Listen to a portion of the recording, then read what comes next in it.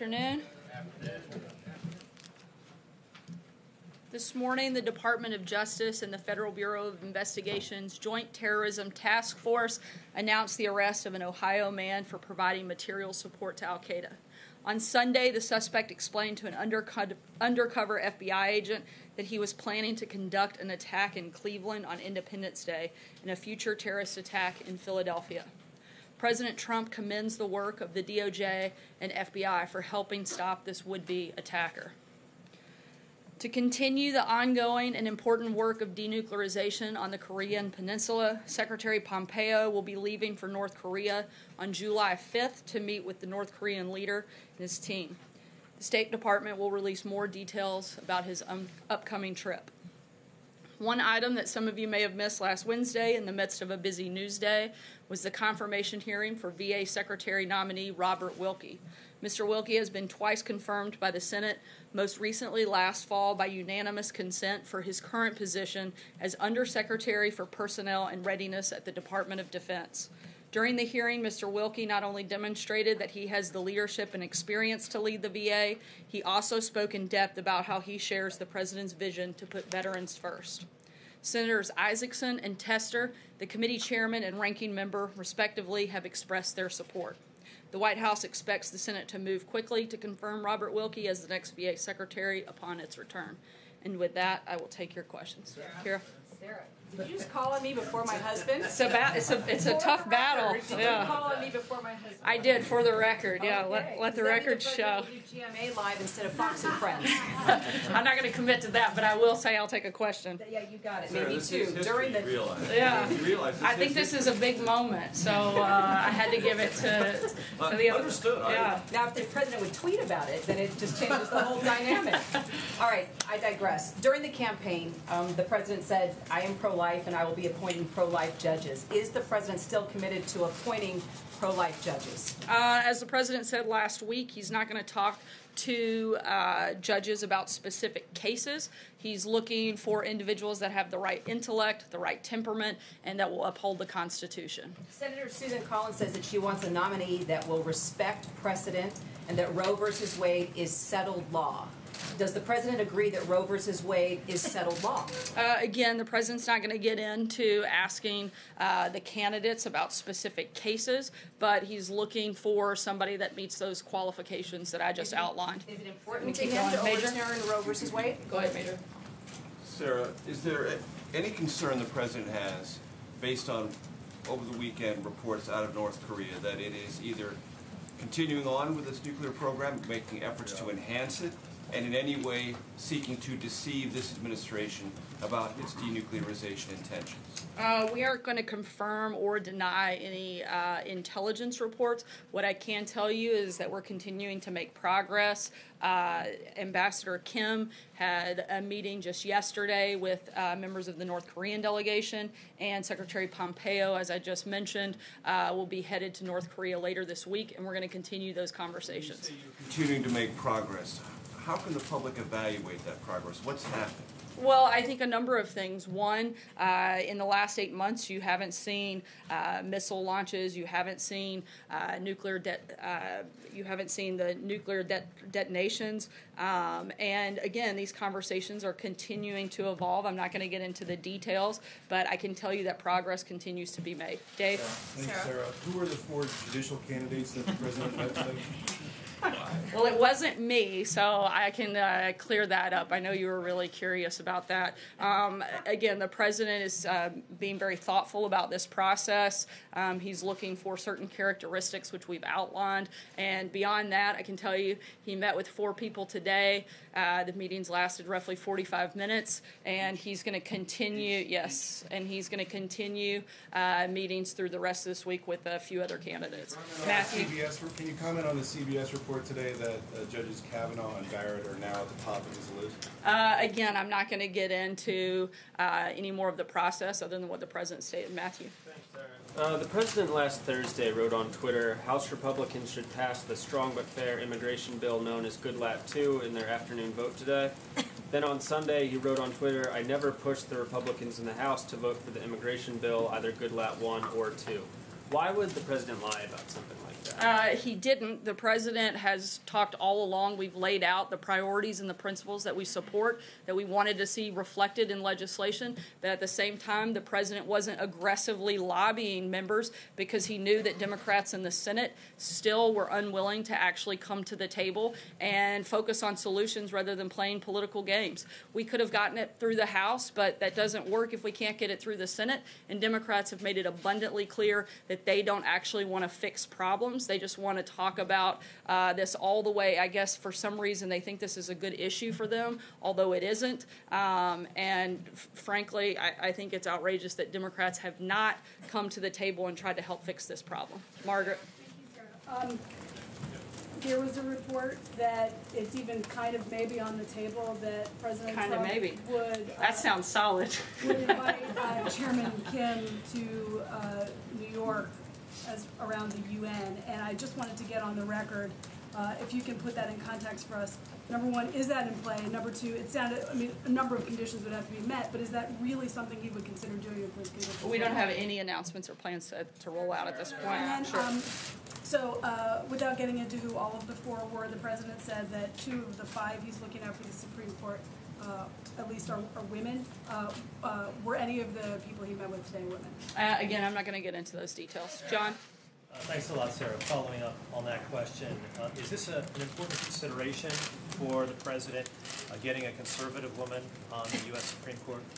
Again, the president would like to see somebody who meets the qualifications that I've laid out, and that's what he's focused on. Sarah, if I may, on trade, Canada responded to the steel and aluminum tariffs that the president has imposed already on imported steel and aluminum. What's the response from the White House, from the president, to that action by Canada? We've been very nice to Canada for many years, and they've taken advantage of that, particularly advantage of our farmers. And at the G7, the president actually proposed that they get rid of all tariffs and drop all barriers and have really great trade. And they refused that. And escalating tariffs against the United States does nothing to help Canada, and it only hurts American workers. The president is working to fix the broken system, and he's going to continue pushing for that. Jordan? Thanks, Sarah. The National Security Advisor, John Bolton, appeared to leave the door open to the U.S. recognizing the Russian annexation of Crimea in his upcoming meeting with Vladimir Putin. Will you rule out the U.S. acknowledging that annexation, or is that on the table? We do not recognize Russia's attempt to annex Crimea. We agree to disagree with Russia on that front, and our Crimea sanctions against Russia will remain in place until Russia returns the peninsula to the Ukraine. Steve? Would be a possibility in the future if Russia... I'm sorry? I said, would recognizing the annexation be on the table if Russia agrees to certain concessions? I'm not going to get into any negotiations at this point. Steve? Following up on North Korea, the president had declared on Twitter that there was no longer a nuclear threat from North Korea, and even putting aside these reports about the intelligence material, there's also commercial satellite imagery showing activity going on at these North Korean sites related to uranium processing as well as the missile facilities. So does this administration believe that there is no longer a nuclear threat? Also, John Bolton yesterday on Face the Nation said that the overwhelming bulk of the program could be dismantled within a year, while experts are saying it could take 10 to 15 years. So can we get a little bit of clarity on that, please? Again, we're continuing to make progress. We had good meetings yesterday, and as I said, that the Secretary of State will be there later this week to continue those discussions. I'm not going to confirm or deny any of the intelligence reporting that's out there. And as far as the one-year timeline, Ambassador Bolton said if North Korea makes the decision to denuclearize, their ballistics programs could be dismantled in a year. There's great momentum right now for positive change, and we're moving together for further negotiations. Beyond that, I don't have anything for you. Right here. On Friday, the president said that one of the topics up for discussion with President Putin would be elections and that we don't want election meddling. Does that mean he intends to raise the possibility of Russian interference in the midterm elections? And does he have any proposals or anything specific he would like to hear from President Putin about that? I'm not going to get ahead of the president's conversations, but we'll keep you guys posted and updated as things develop. Jill? Thanks very much. I wanted to ask, firstly, the president said he'd spoken to the new president-elect of Mexico. Does the president believe that Lopez Obrador's election is going to have any impact on NAFTA negotiations or change the terms? They had a very positive and constructive first call, lasted about a half hour, and they talked pretty extensively about trade and the willingness for both parties to come together to make a deal. And we're going to continue focusing on making sure we get a good deal for the United States. And then just on a separate topic, is the president worried after his comments this morning that Michael Cohen is going to flip, and has he considered at all paying Michael Cohen's legal fees? As you know, I'm not going to answer questions on this topic and would refer you to the president's outside counsel. Blake? Thank you. Picking back up on trade, the EU has responded with retaliatory tariffs. Canada did so over the weekend as well. Mexico has done so as well. China has put their tariffs on as well, some of them, and some are expected to come $34 billion worth in the next few days. Is the United States winning this battle, and if so, how? Again, the president is focused not on the short term, but on the long term, and he wants to make sure that we're doing things that help protect American workers and protect American industry, and he is going to keep pushing to make sure that we have good trade deals. We have been in trade deficits with nearly every country across the globe for years, and the president wants to ensure that that doesn't continue. How long is the long term? Because if there's, for the folks who are actually impacted by this, and they just hear, well, we're in it for the long term, is the long term weeks, months, years? How long is the long term? Look, we're not setting a timetable, and there are a lot of different negotiations going on. And we've made progress on a number of fronts, and the president, again, is committed to making sure we have good deals. He'd be happy to get rid of all tariffs and all barriers, so if there's countries out there that want to do that, I'm sure he'd be happy to sit down and make that happen right now and move this process forward a whole lot quicker. Hallie? Run forward with the $34 billion on Friday? I don't have any changes right now. Hallie? Two clarifications, just quickly here on two different topics. Number one, would the president like to see Roe v. Wade overturned? Once again, I'm not going to get into any specifics that we would be looking at. Justices, I'm saying, does he himself, is just a matter of how he feels, his own policy, does he want to see Roe overturned? Again, as this is ongoing, I'm not going to weigh into anything specific on that front at this point. It's a policy question. I'm not asking about the conversation. Does he have a position on it, or is he not? I understand, and I'm telling you, while we're in the middle of this process, I don't have an updated comment on that front. About North Korea, does the president still trust Kim? Does he believe he's a credible negotiator? Again, we see progress and momentum in the process, and we've had good conversations as recently as yesterday, and we're going to continue those conversations later this week and push forward. Jeff? Sarah, the president said today that the WTO treats the United States very badly, and if that doesn't change, that he'll do something. Is he considering anything other than leaving the WTO, and does he have a timetable for that decision? As the Secretary Mnuchin and the President have said, that that is not accurate, that the U.S. is leaving the WTO, but he's certainly voiced frustration, and he's been clear that he has concerns that there are a number of aspects that he doesn't believe are fair, and China and other countries have used the WTO to their own advantage, and we're focused on fixing the system, and that would include that. So he said today that if the WTO's treatment of the U.S. doesn't change, that he'll do something. What was he referring to? I don't have a specific announcement on what he'd do. Right now, he'd like to see the system get fixed, and that's what he's focused on doing. Does the president feel that Senator John McCain should resign so the governor can pick a new senator who will then vote on his Supreme Court nominee? I haven't asked him about that specifically. One more question. This is such a pivotal choice for the president. It's going to affect his legacy for decades to come. Why is the White House moving this so quickly? When he announces on Monday, that will be just a little over 2 weeks, I think, since Kennedy announced he's retiring. The president put out his list nearly 2 years ago of what those individuals would look like, and has continued. He made updates to the list just last year, and these are all individuals that have been looked at and considered not just for the last week, but for the last 2 years, and something that the president's been very thoughtful in and is going to make the right decision when that moment comes on Monday. Aisha? Thank you. Just to follow up on the question that Jeff asked, so what exactly does the president want to see from the WTO? What actions does he expect them to take? The president would like to see just an overall more fair trading system, and we're going to be continuing negotiations with individual countries as well as organizations, and we'll keep you posted on any details. Francesca? Thank you, Sarah. 2 questions, one domestic and then one foreign.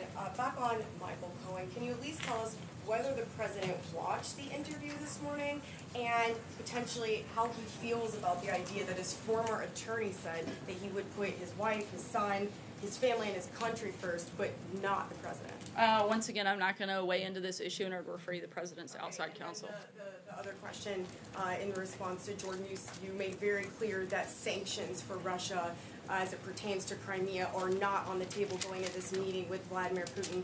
But what can you tell us about election meddling? Are sanctions for the election meddling on the table in this discussion? Again, I'm not going to get ahead of the president's meeting, but we'll keep you posted as it takes place.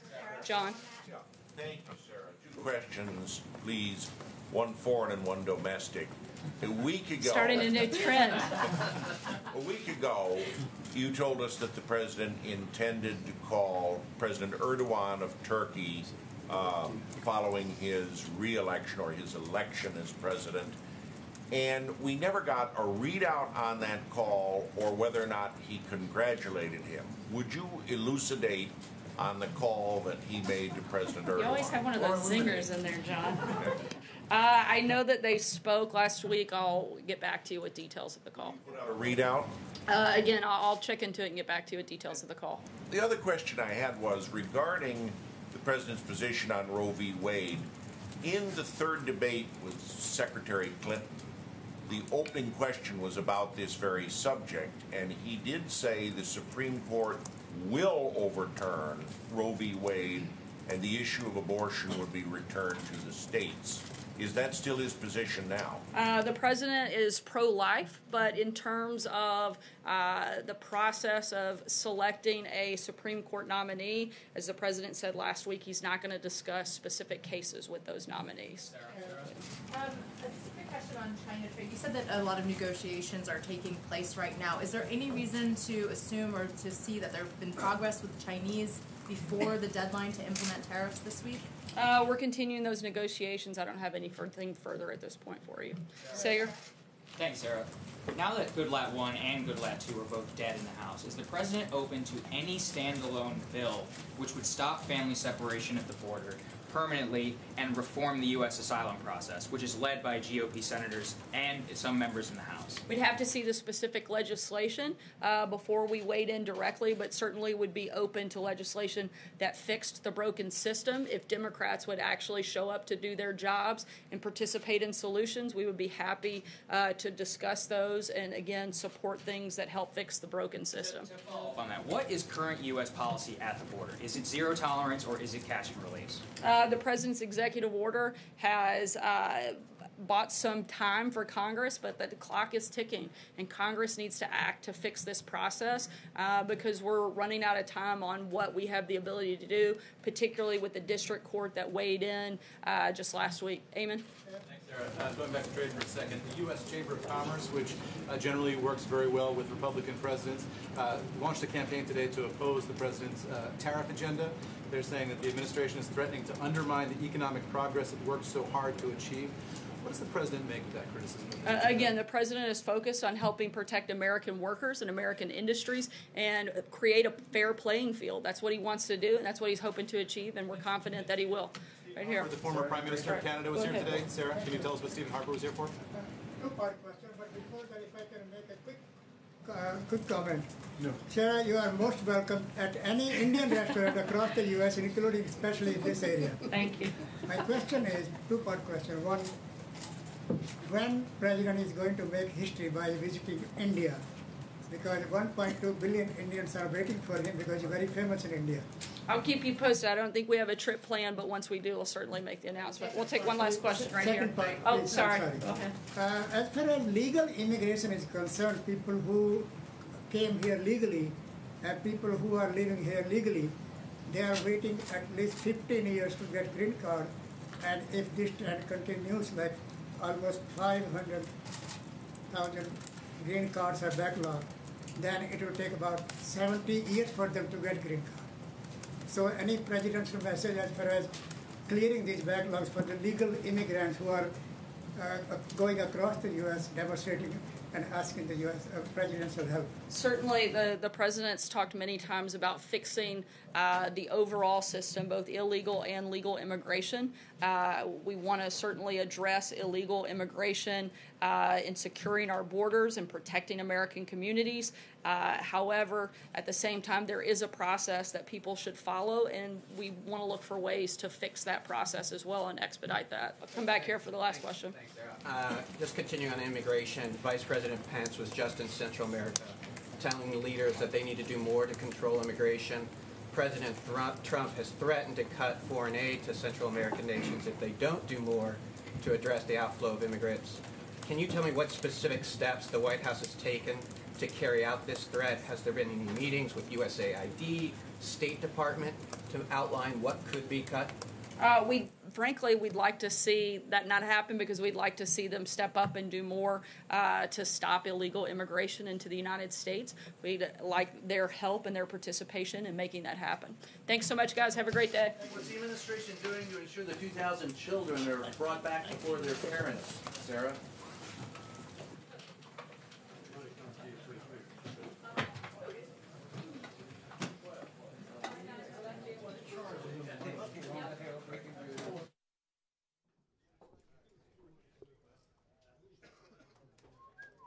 Thank you very much. I don't have it in mind. I brought one out and it disappeared.